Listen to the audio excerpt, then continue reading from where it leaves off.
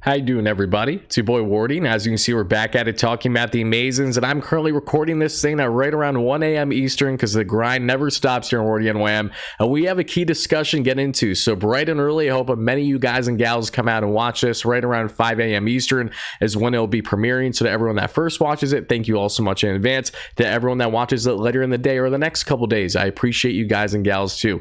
Really does mean a lot. But we have a key discussion based on recent reports indicating the Mets are not out on Jordan Montgomery after all. So we'll get into why exactly is that, was the likelihood, unlikelihood of the Mets landing Monty and potentially prying him away from a reunion there in the Bronx, but instead heading to Queens there in Flushing with the Amazons. That and plenty more in today's video is what we're about to break down. But before I do that, make sure to smash that like and subscribe button, as it is the easiest and best way to support the channel. Thank you all so much in advance, and always, as always, thank you so much for hearing from today's video sponsor, our great friends at BetUS.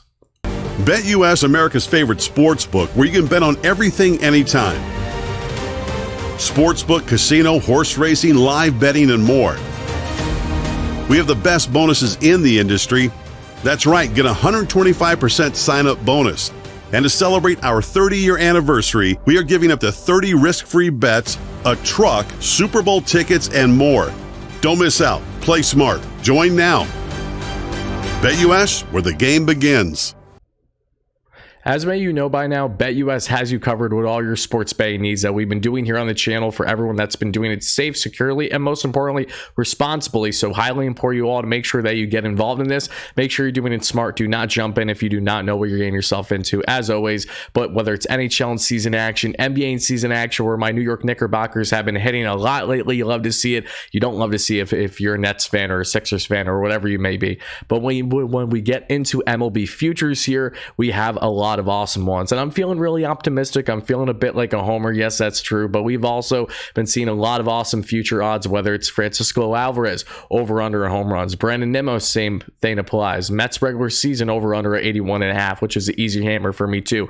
Or we see here through BetUS odds to make playoffs for the New York Metropolitans at plus 160. I'm absolutely hammering this, especially if the Mets do end up with someone like Jordan Montgomery. I'm feeling pretty confident in their chances to be a wild card team throughout the regular season as buyers by the trade deadline. Without Monty, they're still going to be buyers by the deadline more than likely, but they will have some more uphill battles potentially for said rotation. They're going to have to go through a lot of guys this year. We know that, but still, even having said it all, I love this optimistic pick. And again, if you want to be a lot more on the pessimistic side, if you're one of those fans, then by all means hammer the no, which is the favor there at minus 200. So I'm going to go here at plus 160, and we're going to put down 50 here to win 80. Place my bet, and let's see how we do. And shout out, as always, to BetUS for being an amazing sponsor here on the channel. So now let's get back into what we have been discussing here, which has to do with, yes, Jordan Montgomery. Now, Monty, there's a really interesting one here. There's a really fascinating discussion because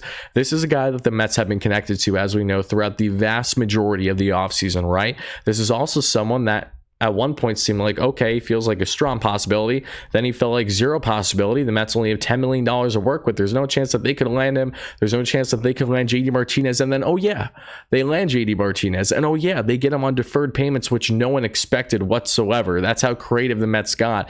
And David Stearns worked in silence beautifully. He waited. He took his time. He was patient and landed at Scott Boras' client pretty much at the best price humanly possible for what you're getting in return. Go through Fangraphs, look at JDM's value per year. The Mets are getting an absolute bargain with one of the best sluggers in Major League Baseball. Even with the K percentage going up the way it did last year, even with him being more swing and miss, it doesn't change the fact that he's one of the best out there in the game, and that isn't going to drastically change hopefully this season. And even at his lowest, he's still the best DH option that the Amazons got, that we've talked about a lot lately in our previous content. Make sure to check it out. But Jordan Montgomery, another Scott Boras client, is a guy that was initially seeking over 7 years, big contract.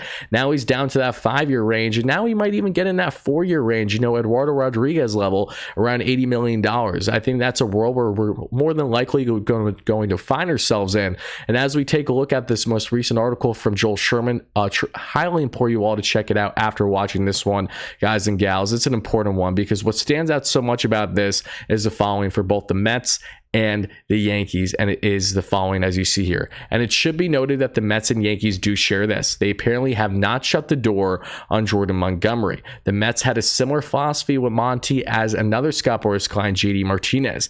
They had a price in mind, and if it ever fell to that, they would act as they did in signing a heavily deferred one-year $12 million pact with Martinez. The Yankees have informed Boras what range they are comfortable with on Monty, and the two sides did not seem in accord even at this late date. Yes, nothing is close in regards to the Yanks and Monty on a potential reunion there. What really stands out is, again, the Mets' continued interest. We even heard on the Michael Kay show just 48 hours or so, if not 72, that we saw on his show that, yes, the Mets still have a level of interest in Jordan Montgomery. They just want him, just like JD Martinez has surprised absolutely nobody, at their price. And you know what? With the way that the offseason's been playing out, with the way that Jordan Montgomery's market currently is, I think there's a great possibility that the Mets or Yankees do end up landing him in the end. Now, there was a lot of questions throughout the offseason on Monty's interest level in coming back to New York after especially the Yanks trade him away. There's some believing that that relationship had soured, the bridge was burned there. There are others feeling a little bit more optimistic. Right now, it seems like both teams have been in steady contact. While nothing is imminent, it does appear that at the right price and the right situation, Jordan Montgomery is interested in potentially returning to New York. But the big question is, can the Mets be the better team in the end? Can they pry him away from a reunion there in the Bronx? Honestly, I think there's a solid possibility there. Of course, for comfort, for what you know, and the chance to win a World Series, Monty is probably going to favor the Yanks there. But there's also differences in that relationship, especially in how it ended. It really caught Montgomery off guard, and he of course went on to have success, as you see in the highlights here with St. Louis, and then winning it all, being a huge part, a huge focal point in that rotation for the Texas Rangers and winning the World Series. This is a guy that's a hot commodity, and for good reason, and unfortunately for him, just hasn't had the proper market, however, for what he's been seeking, because it's been outlandish. You know, a lot of teams do not want to pay a mid to back end rotation starter in certain rotations frontline starter money. That's why the Mets haven't wanted to go to 7 years. That's why very few teams have, and that's why Monty might not even get to the 5-year mark. And if he does say ink a 4-year deal, there's probably going to be multiple opt-outs in the first and second years of said contract. So you're really looking at this from a 1-year perspective, basically, with Jordan Montgomery, the same way that you were there with, yes, JD Martinez. And that's where the Mets can get very sneaky here, because this is not a Monty that has a qualifying offer attached to him, so they don't have to worry about draft pick compensation in return for such a thing in the case with Blake Snell with the San Francisco Giants. And you're getting someone that, again, understands New York, knows what it takes to win here to a degree, would rekindle his relationship with Carlos Mendoza, Luis Severino, and so many other former Yanks currently in the Mets organization. So there is a level of comfort there too. And most importantly, you know, the ability to come back to New York, a place that you know well, but to be with a different team, that doesn't necessarily hurt things either. So I think that there is certainly an interest level here. If the Mets can get creative with deferments once again, they might be able to pull off a huge bag of 2 quality players for their regular season beginning this Thursday, but probably beginning this Friday with how the weather currently looks. So we'll be coming at you with pre and post game coverage, so make sure you're on the lookout for that. That's going to be exciting. Season preview right around the corner too, more than likely, with hopefully a special guest. So we'll be coming out with all that. But before I wrap things up, I just want to share briefly a little bit more on Jordan Montgomery, because this is a guy that just won the World Series last year, just had a season high in innings just under 200. We saw in the 180 plus range there. Strikeout rate over 7K per 9, walk rate right around 2 walks per 9. We saw the ERA was around 3.2, a little bit higher. The expected ERA was sub 4 throughout his career. He's like a 3.68 ERA guy. The expected numbers are pretty strong too. Nothing overly drastic. Again, this is a mid-rotation guy in a very good rotation versus, say, being a frontline starter the way he would be for the Mets. And this is also someone that would not be able to impact the Mets right away, because he would need a normal ramp up, similar to JD Martinez, but to a longer degree, because he's missed all of his spring training as a starter. So the earliest you get Jordan Montgomery, should you sign him sometime this week, would most likely be in the beginning of May, as long as everything goes right, there's no setbacks, and he's healthy, ready to go. Monty, off of a long season we saw, winning the World Series, of course, partying up, having a great offseason too. You know, it wouldn't be surprising if he's fairly rusty to begin things out for the regular season. But even though that he won't be able to impact your rotation right away, so it's not like he fills the void of Kodai Senga for the first month plus, he would still be able to provide immediate help for this rotation. And with a healthy Kodai Singh, a Jordan Montgomery, Luis Severino, if he has a bounce back year the way he's looking great so far in spring, Sean Manaea, same applies, Adrian Hauser, you quickly come to the realization, Jose Quintana too, again, as long as his spring results aren't anything what we can expect this season,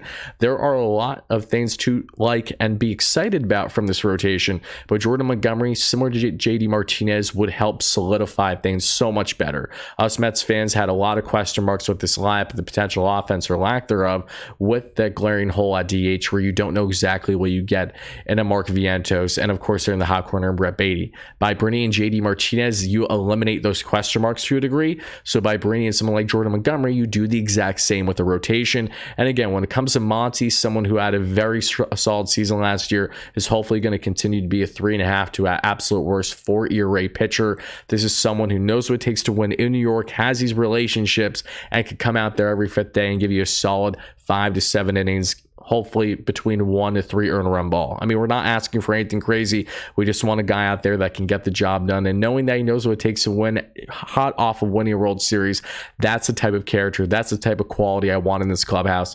The same way that it was impactful for many guys during Scherzer and Verlander's time here. Regardless on how they perform, they definitely had a positive impact on a lot of these players in the locker room.